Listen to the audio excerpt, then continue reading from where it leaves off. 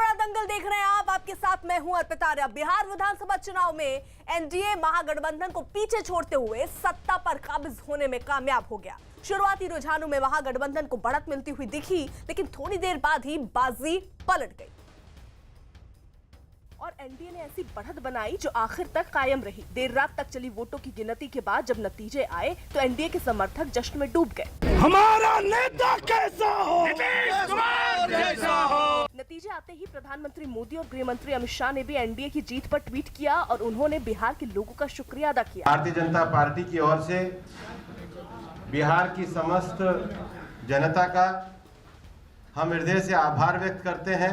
5 साल पहले के मुकाबले जेडीयू को भी कुछ कम सीटें जरूर मिली, लेकिन बीजेपी ने नुकसान की भरपाई कर दी। एग्जिट पोल के बाद से ही उत्साहित महागठबंधन के लिए नतीजे जोर का झटका देने वाले रहे। सत्ता के करीब पहुंचने के बाद भी जीत महागठबंधन के हाथ से फिसल गई। चुनाव आयोग ने कोरोना संकट की वजह से वोटों की गिनती के तरीकों में बदलाव किया था। बताया गया कि पहले से ज्यादा ईवीएम का इस्तेमाल हुआ, इसलिए बूथों की संख्या पहले से ज्यादा करनी पड़ी, जिसकी वजह से नतीजे आने की रफ्तार कम हुई। कुछ खास सहयोगी उस वक्त हमारे साथ जुड़ रहे हैं। पटना में जेडीयू दफ्तर के बाहर से मौजूद है हमारे साथ अमित, और साथ ही साथ तेजस्वी यादव के घर के बाहर मौजूद है रवि, और नीतीश कुमार के घर के बाहर चंद्रमोहन अब से थोड़ी देर में हमारे साथ होंगे। वहीं दिल्ली में बीजेपी दफ्तर से हमारे साथ मौजूद है संदीप बोल। संदीप का जल्दी से रुख कर लेते हैं। संदीप, बीजेपी दफ्तर के बाहर आप हैं, किस तरीके का उत्साह कार्यकर्ताओं में देख रहे हैं आप? देखिए, यहाँ पे देर रात तक जो है उत्साह रहा है, कार्यकर्ता यहाँ पे मौजूद थे क्योंकि लगातार जो है गिनती चल रही थी और उस वक्त तक किसी भी तरीके का कोई रिज़ल्ट नहीं आया था। लेकिन फ़िलहाल अभी जब हम लोग यहाँ पे मौजूद हैं, इस वक्त सन्नाटा पसरा हुआ है। उम्मीद जताई जा रही है कि देर रात जो कार्यकर्ता यहाँ से गए हैं उसके बाद जो है अब दोबारा से आना शुरू होगा। बताया जा रहा है कि कार्यक्रम होगा ऑफिशियली, जिसमें कि बाकायदा खुद प्रधानमंत्री नरेंद्र मोदी भी शामिल होंगे और बाकी जितने भी वरिष्ठ नेता है बीजेपी के वो शामिल होंगे। देर रात तक यहाँ पे जश्न का माहौल चलता रहा। बहुत तादाद में जो है यहाँ पे कार्यकर्ता मौजूद थे और उसके बाद जो है यहाँ तक कि लोगों को ये कहा गया, क्योंकि तब तक रिज़ल्ट नहीं आया था, ये तक कहा गया कि आप कल सुबह आएँ। तो अभी फ़िलहाल हम लोग बीजेपी ऑफिस के बाहर खड़े हैं, मुख्यालय के बाहर खड़े हैं, लेकिन अभी यहाँ पे कोई लोग नहीं हैं क्योंकि देर रात तक जो है जो कार्यकर्ता वो यहाँ से गए हैं। उम्मीद जताई जा रही है कि जैसे जैसे दिन चढ़ना शुरू होगा वैसे वैसे जो है यहाँ पे कार्यकर्ताओं की भीड़ लगनी शुरू होगी, क्योंकि कोरोना के चलते हो सकता है कि बहुत ज़्यादा भीड़ जो है यहाँ पे ना होने दी जाए। जश्न होगा लेकिन एक सीमित दायरे में हो सकता है और 11 बजे का बताया जा रहा है कार्यक्रम। चलिए, बीजेपी दफ्तर का तो हाल देख लिया, जेडीयू दफ्तर के बाहर क्या हाल है अमित से जान लेते हैं। अमित, देखिए, इस वक्त हम जेडीयू दफ्तर के बाहर है और हमने आपको सुबह से पोस्टर की तस्वीर दिखाई थी। अब हम अंदर यहाँ पर जाते हैं, अंदर क्या माहौल है ये हम दिखाने की कोशिश करते हैं। फिलहाल अंदर एकदम सन्नाटा पसरा हुआ है। जाहिर सी बात है, कार्यकर्ता वगैरह सब आए थे, रात भर जश्न का माहौल चला और जो वरिष्ठ पदाधिकारी हैं जेडीयू के वो कल यहाँ पर नहीं थे। जाहिर सी बात है कि उनकी जो नज़र थी, लगातार उनकी नज़र निर्णय पे और काउंटिंग पे टिकी हुई थी। तो आज ये उम्मीद की जा रही है कि कार्यकर्ताओं के साथ साथ जो वरिष्ठ पदाधिकारी हैं, जिसमें प्रदेश अध्यक्ष हैं, महासचिव हैं, प्रखंड प्रभारी हैं, जीते हुए उम्मीदवारों के नुमाइंदे हैं, वो सब यहाँ पर आएंगे और यहाँ पर बैठक करेंगे। इससे पहले जेडीयू के जो पदाधिकारी हैं उन्होंने बीजेपी के आला नेताओं के साथ बैठक की थी। तो आज हम उम्मीद कर सकते हैं कि इस कार्यालय में पदाधिकारी और कार्यकर्ता आएंगे और उनके बीच बैठक मंथन होगा, आखिर आगे कैसे चला जाए। ठीक है अमित, रहिए आप हमारे साथ। देखिए, अब बात चिराग पासवान की भी कर लेते हैं। चिराग पासवान का सियासी दांव उन्हें ना तो किंग बना पाया और ना ही किंग मेकर बना पाया, लेकिन लोक जनशक्ति पार्टी की वजह से इस बार के चुनाव में जेडीयू को भारी नुकसान हुआ। तो चिराग पासवान जो दावा कर रहे थे कि वो एक अहम भूमिका निभाएंगे, वैसा कुछ होता हुआ नजर नहीं आया। बहुत मुश्किल से उनका खाता जरूर खुला एक बार, लेकिन उसके साथ ही साथ जेडीयू को भारी नुकसान एलजेपी की वजह से उठाना पड़ा और कई सीटों पर जेडीयू पिछड़ गई। चिराग पासवान का पूरा चुनाव प्रचार नीतीश के खिलाफ रहा। हर सभा में उन्होंने नीतीश कुमार पर तीखे हमले किए, यहाँ तक कि उन्होंने सरकार बनने पर नीतीश कुमार को जेल भिजवाने तक का ऐलान कर दिया। अगर वो दोषी होंगे तो मैंने तो बोला जांच करवा के जेल भेजेंगे। हालांकि चिराग को इन हमलों से कुछ खास हासिल नहीं हुआ, लेकिन कई सीटों पर चिराग पासवान ने जेडीयू के वोट काटे और सीट महागठबंधन के खाते में चली गई। चिराग पासवान ने उन सीटों पर उम्मीदवार नहीं उतारे थे जहां से बीजेपी चुनाव मैदान में थी। बीजेपी के सबसे बड़ी पार्टी बनने के पीछे चिराग पासवान भी एक बड़ा फैक्टर साबित हुए। पप्पू यादव ने तो इसे बीजेपी की चाल बताने में भी देर नहीं की। नीतीश कुमार जी को एलजेपी ने तो बहुत ज्यादा डैमेज किया। जो सोच थी बीजेपी की वो सफल हुए। रवि, चिराग पासवान पर सबसे ज्यादा नजर थी। वो ये दावा कर रहे थे कि वो बड़ा फेरबदल करके दिखाएंगे, लेकिन वैसा कुछ देखिए हुआ नहीं। नुकसान अगर किसी को हुआ तो वो सिर्फ और सिर्फ जेडीयू को। चित्रा, देखिए वहां पर मैं चिराग पासवान के घर पे पूरे दिन था। सुबह के 6 बजे से लेकर रात के 8 बजे तक कार्यकर्ता बिल्कुल नजर नहीं आ रहे थे। सुबह से वो एक बार निकले भी नहीं, एक बार भी उनकी झलक एक झलक भी नहीं दिखी। लेकिन सबसे बड़ी बात यह है कि चिराग पासवान पूरी तरीके से उनका नेगेटिव कैंपेन रहा। नीतीश कुमार पर वो लगातार वो अटैक करते रहे और इसमें उनका विजन भी नजर नहीं आ रहा है। और यही वजह है कि जो वोटर्स थे वो कंफ्यूजन की स्थिति में थे। उनको वोटर्स को लगा कि चिराग पासवान को अगर उनकी पार्टी को उनके कैंडिडेट को वोट देंगे तो वो सरकार में तो नहीं आने वाले, क्योंकि उतनी ज्यादा उनके उम्मीदवार भी नहीं थे। और वो बाकी लगातार जो एनडीए के महागठबंधन और ये तीसरा एक गठबंधन था बना हुआ, वो वहां से लोगों की जो उम्मीदें थी कि हो सकता है कि एनडीए की सरकार बने या फिर महागठबंधन की बने, चिराग पासवान को देंगे तो वो इकलौती पार्टी है जो किसी गठबंधन में शामिल नहीं है। कोई अलग वो इकलौते जो पार्टी थी जो अकेले ही चुनाव लड़ रहे थे। तो यही वजह है कि उनको नुकसान झेलना पड़ा। हाँ, उनकी वजह से जेडीयू को जरूर इस चुनाव में नुकसान झेलना पड़ा है। कम सीटें आई हैं जेडीयू को। बीजेपी जो है बड़ी पार्टी बनकर उभरी है। हाँ, इस समय तेजस्वी यादव के घर पर जरूर मैं मौजूद हूँ। सबकी नजर यहाँ पर मौजूद थी, लेकिन इस समय तो सन्नाटा ही पसरा हुआ है। साफ सफाई हो रही है और कुछ सिक्योरिटी के लोग जरूर यहाँ पर आपको तस्वीरों में नजर आ रहे होंगे। हो सकता है कि अगर कार्यकर्ता नजर आए तो उनको किसी तरीके से कंट्रोल किया जाए, क्योंकि देर रात तक यहाँ पर मौजूद थे और लगातार एलिगेशन लगा रहे थे कि चुनाव में तमाम जो गड़बड़ियां हुई हैं, सर्टिफिकेट नहीं मिल पा रहे हैं महागठबंधन के जितने भी उम्मीदवार हैं। ठीक है रवि, रहिए आप हमारे साथ। देखिए, बिहार चुनाव के नतीजे साफ होने के बाद अब ये सवाल बड़ा हो गया है कि नीतीश कुमार चौथी बार सीएम की कुर्सी तक पहुंचने में कैसे कामयाब हुए, जबकि चुनाव पूर्व तेजस्वी का पलड़ा भारी नजर आ रहा था। नीतीश के लिए सबसे मुश्किल 15 साल की सत्ता विरोधी लहर से लड़ाई थी, जिसे खत्म करने में मोदी लहर का सबसे अहम रोल रहा है। लेकिन इसके साथ ही बिहार की महिलाओं और साइलेंट वोटर्स ने भी नीतीश की नैया पार लगाने में काफी मदद की। बिहार में फिर चला मोदी मैजिक।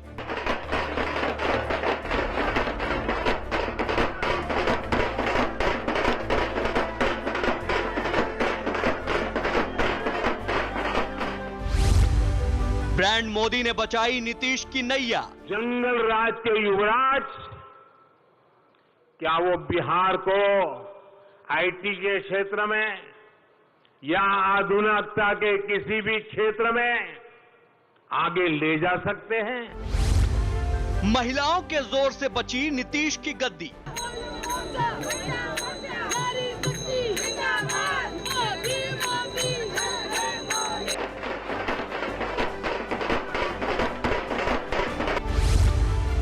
साइलेंट वोटर्स ने बचाया नीतीश का सिंहासन। आज नीतीश बाबू के जीतावा, बिहार फिरो से आबाद, बिहार फिरो। सारी महिला करे जय जय करवा, छठी मैया दे देला नया आशीर्वाद। बिहार चुनाव में कोरोना की वजह से मतगणना में भले ही देरी हो रही हो, लेकिन एग्जिट पोल को झुठलाते हुए नीतीश कुमार चौथी बार कमान संभालने की ओर कदम बढ़ा चुके हैं। अब तक आए चुनाव परिणामों से बिहार में सत्ता की जो तस्वीर बनती दिख रही है, उससे यह लगभग साफ हो गया कि ज्यादातर सियासी जानकारों के गणित को जनता ने बिगाड़ दिया है। बिहार चुनाव प्रचार के दौरान जगह जगह से नीतीश कुमार के खिलाफ सत्ता विरोधी लहर की खबरें आ रही थी। तेजस्वी यादव की सभाओं में आने वाली भीड़ ने इस तरह की खबरों को और ज्यादा हवा दे दी थी। और जब एग्जिट पोल के नतीजे सामने आए तो ऐसा लगने लगा कि नीतीश कुमार की कुर्सी डोल गई है, लेकिन चुनाव नतीजों ने सारे आकलन गलत साबित कर दिए हैं। ऐसे में अब इस बात पर बहस होनी जरूरी है कि आखिर वो कौन से ठोस कारण रहे जिनके कारण नीतीश कुमार की वापसी संभव हुई। बिहार चुनाव के नतीजे सामने आने के बाद अब उन वजहों की तलाश शुरू हो गई है जिनके दम पर नीतीश कुमार एक बार फिर बिहार की कमान संभालने जा रहे हैं।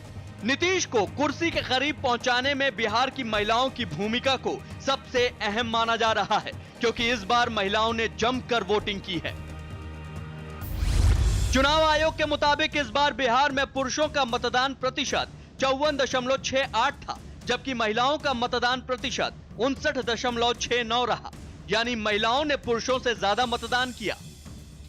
महिलाओं के भारी मतदान को नीतीश कुमार के लिए फायदे का माना जा रहा है और इसकी सबसे बड़ी वजह शराबबंदी समझी जा रही है, क्योंकि शराबबंदी की वजह से महिलाओं को काफी राहत मिली। इसकी वजह से घरेलू हिंसा में काफी हद तक कमी आई और गरीब परिवारों में पैसे की बचत बढ़ गई। गरीब परिवारों में पुरुषों ने कामकाज में ज्यादा वक्त बिताया, इससे भी गरीब परिवारों की आमदनी में इजाफा हुआ। नीतीश की शराबबंदी की योजना पर बिहार की महिलाएं हमेशा से खुशी जताती रही हैं। शराबबंदी अच्छा है, जो हम लोग के लिए फायदा है। हस्बैंड लोग शराब पीकर सारा पैसा खत्म कर देते थे, अब तो पैसा कम से कम बच रहा है। क्या कहना है आपका? सही बात है कि ठीक है, शराब बंद होने से घर में शांति का माहौल तो बना हुआ है। घर में शांति माहौल बनी हुई है। हम लोग अब बच्चे को परवरिश अच्छा ढंग से हो रहा है। शराबबंदी से महिलाओं की खुशी और चुनाव में महिलाओं के बढ़ चढ़कर मतदान करने को अब नीतीश की जीत का एक अहम कारण माना जा रहा है। नीतीश कुमार ने जो शराबबंदी का कानून बनाया और उसको लागू किया, निश्चित तौर पर उसकी वजह से बिहार में जो महिलाएं हैं वो उनके हक में आई, क्योंकि शराबबंदी कानून लागू होने के बाद घर के अंदर जो उनके लिए कलह की परिस्थिति होती थी वो खत्म हुई। घर के पुरुष जो शराब पर काफी अधिक पैसे खर्च कर दिया करते थे, उसमें कहीं ना कहीं रोक लगी। कानून व्यवस्था बेहतर हुई। सड़क पर शराब पीकर मंचलों के छेड़ने का खतरा कम हुआ। तो ये तमाम चीजें ऐसी रही जिसकी वजह से शराबबंदी कानून को महिलाओं ने उसको जो है सो अच्छा माना और इसीलिए नीतीश कुमार के हक में वोट भी किया। एनडीए गठबंधन के पक्ष में महिलाओं के मतदान करने की वजह सिर्फ शराबबंदी ही नहीं है। नीतीश कुमार ने राज्य में कई ऐसी योजनाएं चलाई जिनका सीधा फायदा महिलाओं को मिल रहा है। नीतीश कुमार ने बिहार में स्कूल जाने वाली लड़कियों को सरकार की ओर से साइकिल देने की योजना शुरू की है। इसके अलावा ग्रेजुएट करने वाली लड़कियों को 55,000 का ग्रांट, पंचायत में महिलाओं की 50% की हिस्सेदारी और सरकारी नौकरी में 35% का कोटा दिया गया। माना जा रहा है कि नीतीश की इन योजनाओं ने महिलाओं को उनके पक्ष में किया और चुनाव में इसका उन्हें सीधा फायदा मिला। नीतीश कुमार जब शासन में आए तो उन्होंने महिलाओं को लेकर कई सारे खास प्रोविजन किए, चाहे वह छात्राओं के लिए साइकिल की व्यवस्था करनी हो, छात्रवृत्ति की व्यवस्था करनी हो, या फिर आप ध्यान देखिए पंचायतों में 50% का आरक्षण, यह देश में पहली बार हुआ था। तो निश्चित तौर पर इससे महिलाओं को एम्पावरमेंट की अनुभूति हुई और वो एक सॉलिड वोट बैंक के तौर पर वह जुड़ी नीतीश कुमार के साथ, जिसका फायदा हर चुनाव में उनको कहीं ना कहीं होता रहा है। नीतीश की 15 साल की सत्ता विरोधी लहर को काटने में केंद्र की योजनाओं का भी काफी रोल है। केंद्र सरकार की वो योजनाएं जो सीधे गांव तक पहुंची और जिनका फायदा सीधे महिलाओं को मिला, उन्होंने भी महिला वोट एनडीए की झोली में ला दिया। केंद्र सरकार की उज्ज्वला योजना से घर घर गैस सिलेंडर पहुंचा, जिससे महिलाओं को काफी राहत मिली। इसके अलावा जनधन योजना से गरीबों के खाते में सीधे पैसे पहुंचे। किसान सम्मान निधि के तहत गरीब किसानों को 6,000 रुपए मिले और आयुष्मान योजना से चिकित्सा सुविधा मिली। कोरोना काल में प्रधानमंत्री गरीब कल्याण अन्न योजना से गरीबों को अनाज मिला। इन सभी योजनाओं का फायदा गांव में गरीब किसानों और मजदूरों को सबसे ज्यादा हुआ, जो बिहार के चुनाव में निर्णायक भूमिका निभाते हैं। मोदी हमरा के नल डाले, लाइन डाले, कोटा डाले, वृद्धा पेंशन देता रहे, गैस डाले, उनका का नजर काहे का दे। केंद्र की इन योजनाओं ने लोगों की जिंदगी पर क्या असर डाला, इसका अंदाजा प्रधानमंत्री मोदी ने शायद बहुत पहले ही लगा लिया था। यही वजह थी कि उन्होंने अपनी रैलियों में इसका जिक्र भी किया और लोगों को केंद्र की योजनाओं की याद दिलाई। और उस वीडियो में मैंने देखा, बिना लाग लपेट के एक ही सांस में उस महिला ने कहा, मोदी हमरा के नल दहलन, मोदी हमरा के लाइन दहलन, बिजली दहलन, मोदी हमरा के कोटा दहलन, राशन दहलन, मोदी हमरा के पेंशन दे ताड़े, मोदी हमरा के गैस दहले, उनका के वोट ना देवे ता तोहर के देव। माना यह जा रहा है कि प्रधानमंत्री की रैलियों ने बिहार चुनाव के नतीजे एनडीए के पक्ष में करने में अहम भूमिका निभाई है। इसके साथ ही डबल इंजन की सरकार और विकास का सिक्का भी चल गया। एनडीए के नेताओं ने अपनी रैलियों में लालू के 15 साल के जंगल राज की याद जनता को दिलाई, जो तेजस्वी के रोजगार के वादे पर भारी पड़ गया। आज बिहार के सामने डबल इंजन की सरकार है, तो दूसरी तरफ डबल युवराज भी है, और एक तो जंगल राज के युवराज भी है। डबल इंजन वाली एनडीए सरकार बिहार के विकास के लिए प्रतिबद्ध है, तो ये डबल युवराज अपने अपने सिंहासन को बचाने की लड़ाई लड़ रहे हैं।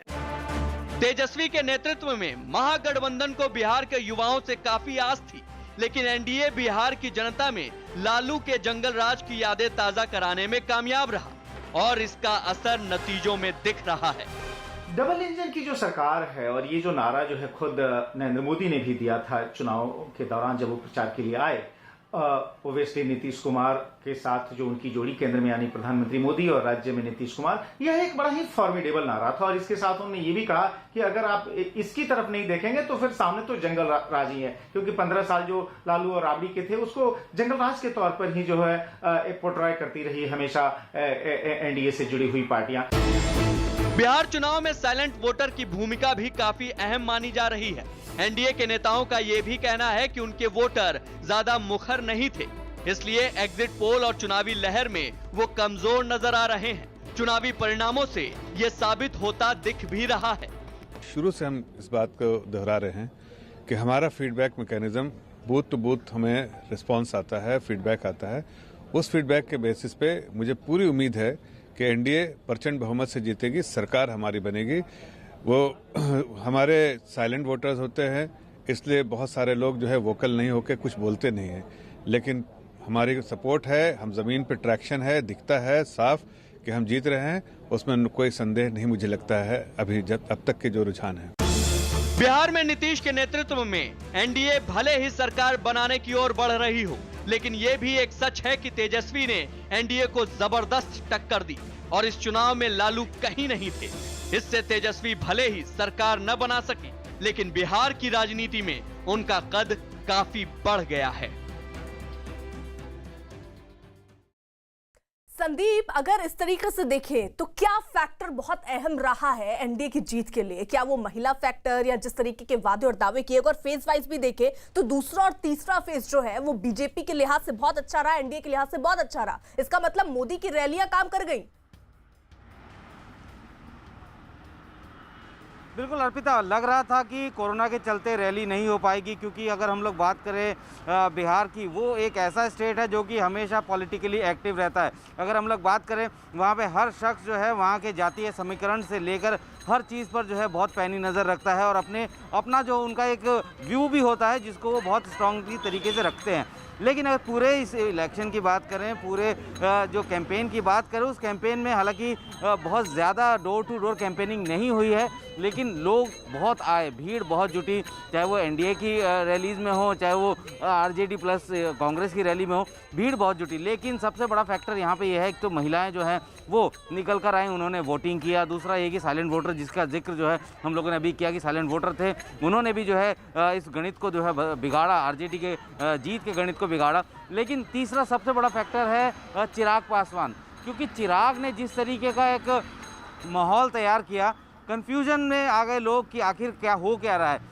ये बात कर रहे हैं कि वो जो है मोदी जी के हनुमान की बात कर रहे हैं, लेकिन उन्हीं की जो अलायंस है एनडीए के, जो वहाँ पे सीएम के दावेदार हैं, उम्मीदवार हैं उनको जो है वो लगातार टारगेट कर रहे हैं। तो ऐसे में जो कन्फ्यूजन की स्थिति रही उसमें भी जो है काफ़ी हद तक जो है जेडीयू की सीटें कम हुई, लेकिन जिस तरीके का माहौल मोमेंटम बन रहा था, बीजेपी लगातार गेन कर रही थी, उसी तरीके से जो है जेडीयू लगातार शिंक कर रही थी। तो लेकिन अभी चिराग फिलहाल की पासवान का स्थिति संदीप ये है आपने कि जिक्र अभी किया है, यहाँ AIMIM पार्टी का भी जिक्र करना बहुत महत्वपूर्ण है, उस पर रुख करेंगे। लेकिन उससे पहले बता दें, बिहार में इस बार के चुनाव में तेजस्वी यादव की रैलियों में उमड़ी भीड़ की वजह से उन्होंने एनडीए को कड़ी टक्कर दी और इस बार के चुनाव में तेजस्वी यादव की रैलियों में जबरदस्त भीड़ उमड़ रही थी, जिसकी वजह से महागठबंधन के नेताओं ने जीत का दावा किया था।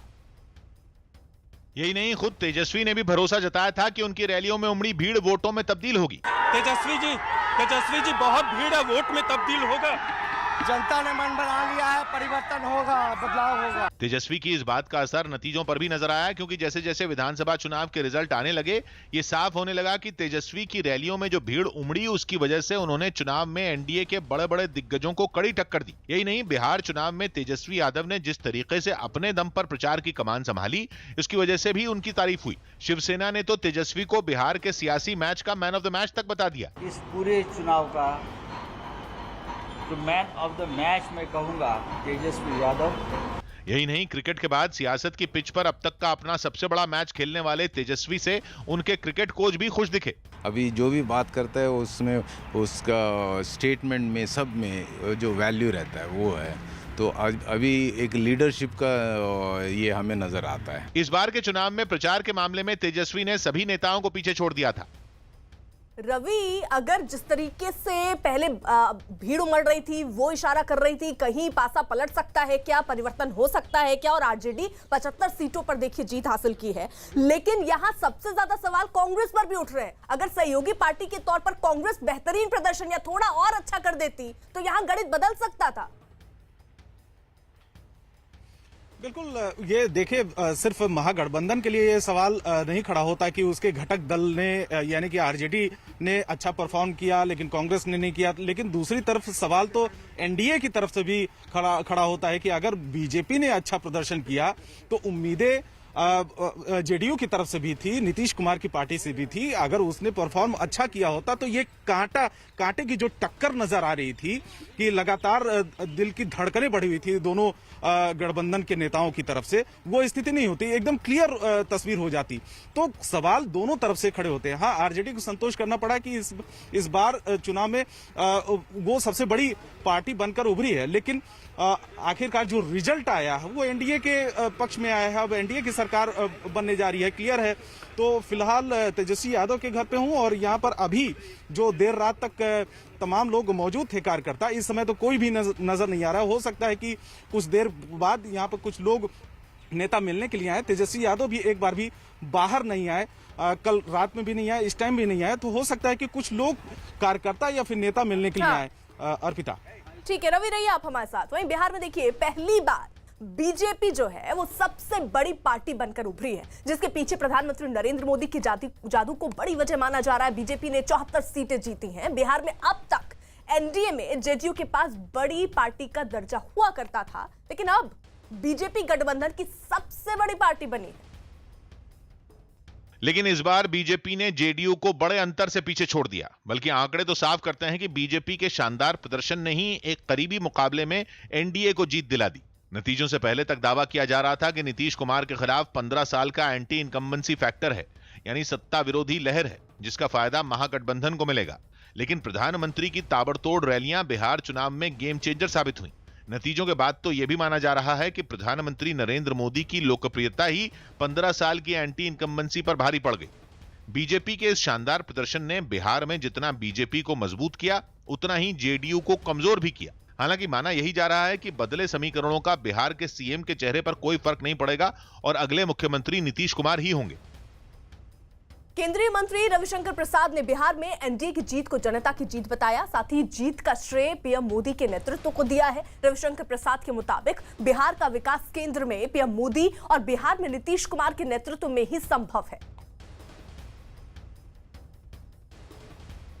ये बिहार की जीत है, ये बिहार की जनता की जीत है और ये उन सबों की जीत है जो बिहार के विकास में विश्वास करते हैं। बिहार की जनता का अभिनंदन और कृतज्ञता। प्रधानमंत्री के नेतृत्व में बिहार की जनता ने पूरा भरोसा जिताया है।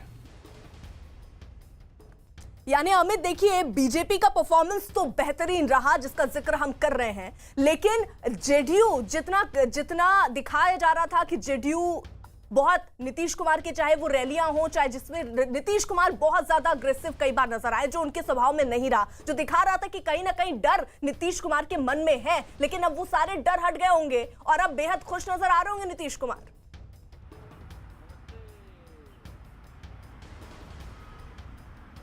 कमोवेश जो अगर हम उनका नीतीश कुमार का स्पेसिफिक पूरा अगर हम कैंपेन देखें, हमने रैलीज उनकी कवर की थी, तो उसमें भीड़ तो सामान्य नज़र आती थी और उसके अलावा एक बात वो ज़रूर कहते थे कि जिनको अनुभव नहीं है वो सरकार क्या चलाएंगे। बार बार वो अपने भाषण में इस बात का जिक्र करते और यही बात शायद यहाँ पर जनता को समझ में आई। और अब जीत के बाद जो ये पोस्टर है, आप इस पोस्टर में भी तस्वीर अगर आप वहाँ पर देखेंगे तो नीतीश कुमार का वो बड़ा चेहरा है और उसके बगल में एक युवा का भी चेहरा है। तो ये इसमें ये इशारा है तेजस्वी और चिराग पासवान की ओर।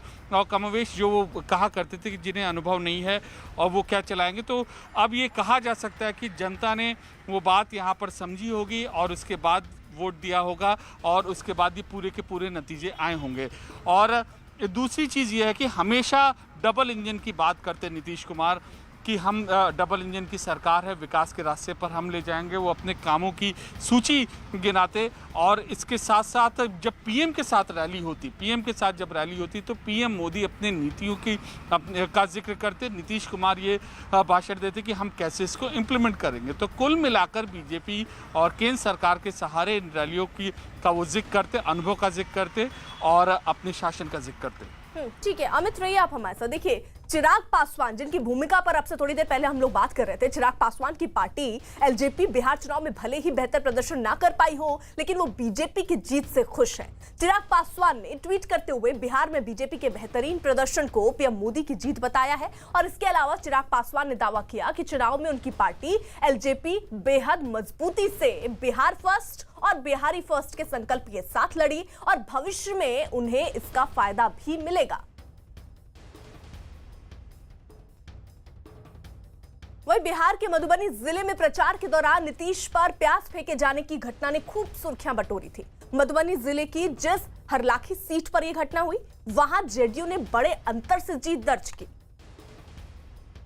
जबकि कहा यह जा रहा था कि बेरोजगारी के मुद्दे पर यहां लोगों में भारी असंतोष है, इसीलिए नाराज लोगों ने नीतीश कुमार पर जनसभा के दौरान ही प्याज फेंक दिए। प्याज फेंके जाने की घटना के बाद भी नीतीश ने आपा नहीं खोया था। सुरक्षा कर्मी जब प्याज फेंकने वाले को पकड़ने पहुंचे तो खुद नीतीश ने उन्हें रोक दिया था। खूब फेंको, छोड़ दीजिए, किसी पर ध्यान मत दीजिए। हैरानी की बात यह है कि जहां चुनाव के दौरान लोगों में भारी नाराजगी दिखी, वहां भी जेडीयू ने भारी अंतर से बाजी मार ली। हरलाखी सीट पर प्रचार के दौरान रोजगार के ही मोर्चे पर नीतीश ने तेजस्वी को घेरा था। 15 साल में कितना को नौकरी मिला जी? 95,000। तो हम लोगों ने 6 लाख से ज्यादा लोगों को सरकारी नौकरी दी। हरलाखी सीट पर जेडीयू उम्मीदवार ने भारी अंतर से जीत दर्ज की और पूरे मधुबनी जिले की 10 विधानसभा सीटों में 8 सीटें एनडीए के खाते में जाती दिख रही हैं, जिनमें कुछ पर गिनती जारी है। तो बिहार विधानसभा चुनावों में बेहतरीन प्रदर्शन के बाद बीजेपी में अब जश्न का माहौल है। दिल्ली में बीजेपी मुख्यालय में आज एक कार्यक्रम का आयोजन किया जाएगा और इस कार्यक्रम में बीजेपी के केंद्रीय नेतृत्व के साथ साथ खुद पीएम मोदी भी शिरकत करेंगे।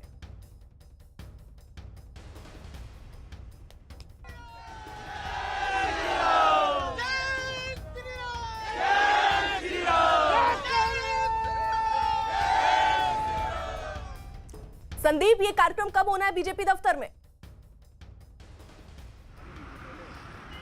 देखिए, पहले ये समय बताया जा रहा था 11 बजे का, लेकिन चूंकि अभी कैबिनेट की बैठक भी है 10:30 बजे से, तो माना ये जा रहा है कि माहौल तो बन जाएगा, तैयारियां पूरी हो भी जाएंगी, लेकिन प्रधानमंत्री जो कि उस समारोह में शामिल होना है वो थोड़ा लेट से आ सकते हैं। लेकिन अभी फ़िलहाल मैं अपने कैमरा पर्सन को कहूँगा कि दिखाएं कि किस तरीके का हाल है। अभी फ़िलहाल जो है बीजेपी ऑफिस में सन्नाटा पसरा हुआ है, साफ़ सफाई का काम चल रहा है। सिक्योरिटी अभी तक जो है वो नहीं आई है, क्योंकि पीएम का कार्यक्रम होता है, पीएम आते हैं तो उस वक्त जो है एसपीजी और सुरक्षा व्यवस्था पूरी चौक चौबंद कर दी जाती है। तो फिलहाल अभी इस तरीके की स्थितियां हैं कि सन्नाटा पसरा हुआ है, क्योंकि देर रात तक जो है जश्न का माहौल यहाँ पे रहा है। लेकिन अर्पिता, एक बात फिर मैं आपको बता दूं कि चूँकि कोरोना का समय है, ऐसे में हो सकता है कि ये जश्न जो है उतना बड़े लेवल पे शायद ना मनाया जाए जितना कि इससे पहले होता था। हो सकता है कि लोगों की संख्या यहाँ पे कम हो, रिस्ट्रिक्टेड हो, लेकिन जो केंद्रीय नेतृत्व है, बीजेपी की जो टॉप लीडरशिप है वो यहाँ पे मौजूद होंगे, पहुँचेंगे और यहाँ पे जो कार्यकर्ता है उनको जो है संबोधित भी कर सकते हैं।